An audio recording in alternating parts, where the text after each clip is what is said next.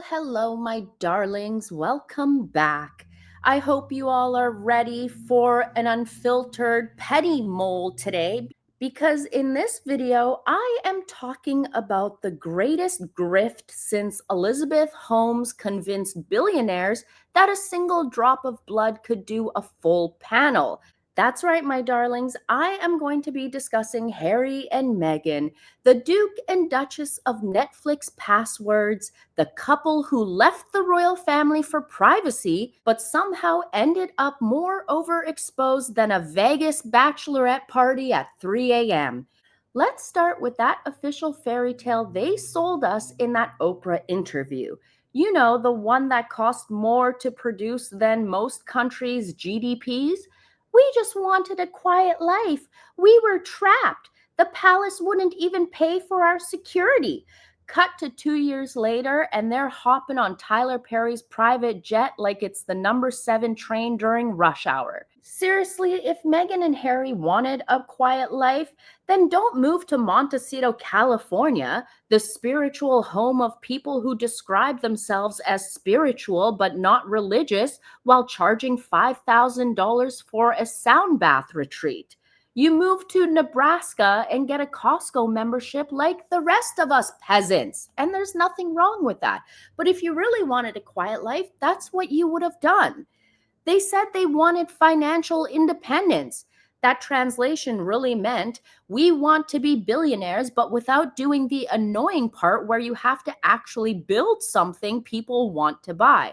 So instead, Harry and Meghan have pioneered a brand new economic model I like to call luxury panhandling.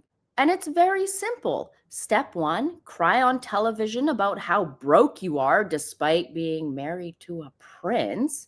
Step two, immediately get invited to stay in a $40 million mansion for free. Step three, fly private everywhere while lecturing the rest of us about carbon footprints. Step four, repeat until Spotify pays you $20 million to produce exactly 12 podcast episodes and one Christmas card with a microphone on it. Speaking of Spotify, remember when they signed that massive deal and Meghan was supposed to drop earth-shattering interviews? She interviewed Mariah Carey, who called her a diva, Serena Williams, her alleged best friend, and Paris Hilton, who talked about boarding school trauma. Groundbreaking stuff. I learned absolutely nothing except that Meghan's favorite interview technique is going, yes, that's so true. Oh my gosh. Meghan literally sounded like expensive wallpaper that occasionally hums in agreement. And don't even get me started on the private jets.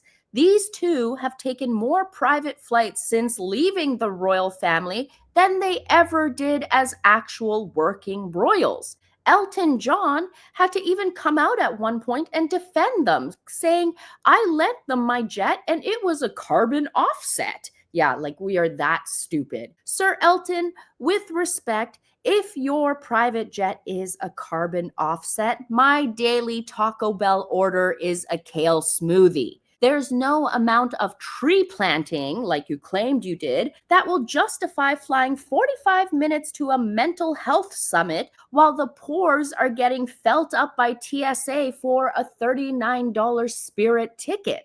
Then, my darlings, there's the vacation home begging circuit that they have stayed at. Let's talk about Tyler Perry's mansion, where they stayed for free. David Foster and Catherine McPhee's Russian oligarch friend who lent his Vancouver Island mansion to them for free. Don't forget, they also stayed at some random billionaire's villa in Ibiza, and also George and Amal Clooney's place on Lake Como. I mean, there are many other people who Harry and Meghan have scrounged and begged and panhandled to stay at their homes, but these are just a few that I wanted to mention.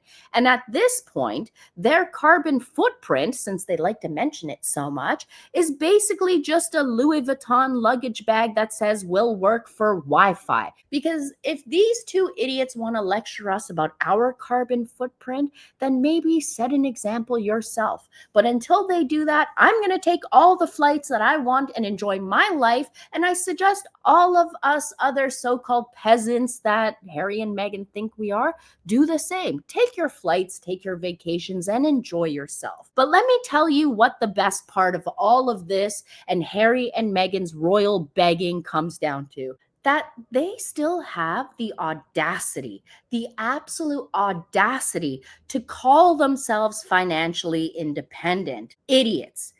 These two idiots don't realize that if you're borrowing other people's houses like a 22-year-old influencer with 8,000 followers, you are not independent. You are a timeshare presentation in human form.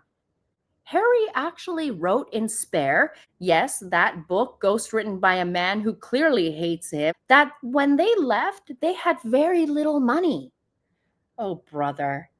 My brother in Christ, you sold your birthright for a Netflix deal and a podcast nobody listened to.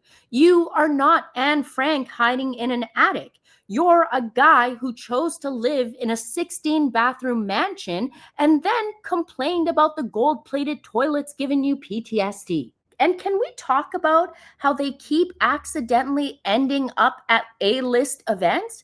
We just want privacy, they scream, while walking the red carpet at the Salute to Freedom Gala, the Ripple of Hope Awards, the Ms. Foundation, Women of Visionary ceremony where Meghan was honored for, I guess, existing. I must say, the only thing Harry and Meghan are saluting is the sound of the free champagne being poured for them. The real kicker out of all of this is that they still use their royal titles on everything: their website, their charity, their alleged kids' birth announcement. It's all Duke and Duchess this, Prince and Princess that. Imagine quitting your job at McDonald's but still wearing the visor to get free McFlurries. That's Harry and Meghan. They want all the perks of being royal with none of the duties, like a Blockbuster membership in 2024. Honestly, at this point, I'm just impressed by the hustle. They've turned stepping back into a full-time career. Most of us step back from job interviews when we see the salary.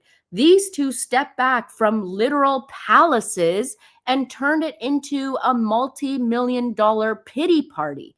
It's performance art. It's the long con. It's the most successful GoFundMe in human history, except they never actually made the GoFundMe because billionaires just keep Venmo requesting them private islands. So here's to Harry and Meghan, the patron saints of having your cake and eating it too, and then tearfully explaining to Oprah why the cake gave you trust issues. May your private jets never run out of fuel. May your borrowed mansions always have heated toilets. And may the rest of us peasants enjoy watching the slow motion car crash in 4K. My darlings, if at any moment you laughed, cried, or finally understood why the Queen looked so tired those last few years, hit subscribe.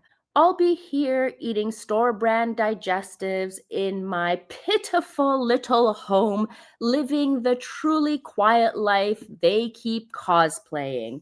And on that note, my darlings, I hope you all stay gorgeous, stay safe, and I hope you enjoyed this video on why I believe Harry and Meghan are the two biggest idiots who truly quit royalty to become professional beggars. Let me know what you think in the comments below, and I will catch you in the next one. Stay gorgeous, my darlings. Bye.